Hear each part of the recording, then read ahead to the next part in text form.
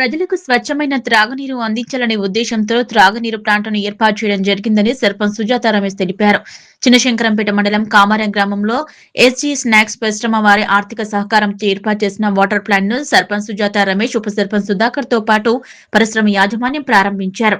Water plant ఏర్పాటుకు సహకరించిన పరిశ్రమ యాజమాన్యాన్ని పంచాయతీ పాలకవర్గ సభ్యులు శాల్వాతో సన్మానించారు.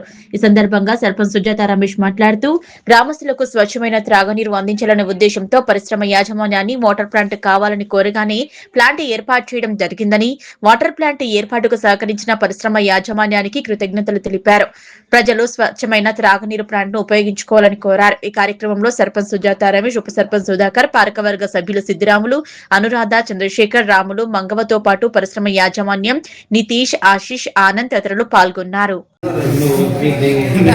ప్రజలకు మంచినీటి సౌకర్యం అందించడం జరుగుతుంది. ఈ వాటర్ ప్లాంట్ స్నాక్స్ కంపెనీలతో ఏర్పాటు ఆర్థిక సహాయంతో చేయడం జరుగుతుంది. కామారం గ్రామ ప్రజలు ఈ అవకాశాన్ని వినియోగించుకోవాలి కోరుకుంటున్నాను.